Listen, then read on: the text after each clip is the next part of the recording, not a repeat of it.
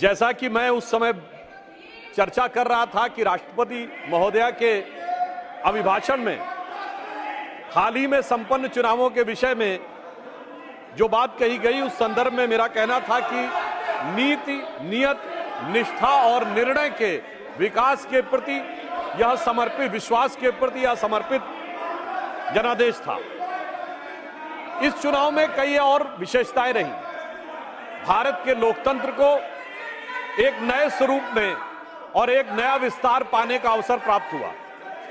जम्मू कश्मीर में जिस प्रकार से चुनाव संपन्न हुए और जिस प्रकार से लोगों ने बढ़ चढ़कर, बात रिकॉर्ड पे नहीं जा रही है, सिर्फ माननीय सुधांशु त्रिवेदी की आपकी बात रिकॉर्ड पे जा रही है। जिस प्रकार की लोगों ने बढ़ चढ़कर सहभागिता की, यह लोकतंत्र के लिए एक बहुत सुखद संयोग रहा।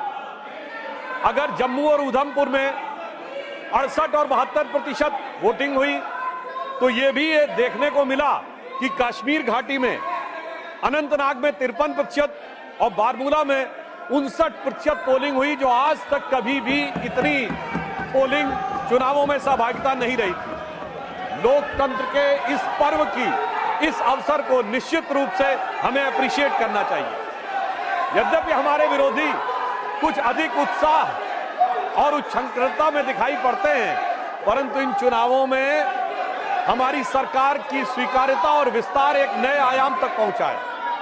पहली बार हमने उड़ीसा में स्पष्ट बहुमत के साथ अपनी सरकार बनाई है और हमारे विरोधी शायद भूल ही गए कि श्री नवीन पटनायक जी से पहले वहां कभी कांग्रेस का मुख्यमंत्री हुआ करता था।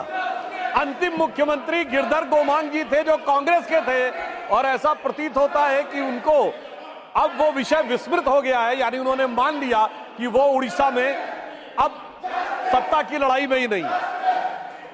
दूसरा विषय इस चुनावों के संदर्भ में दक्षिण भारत का विषय आया था। महोदय, मैं बताना चाहता हूं कि हमारे विरोधी और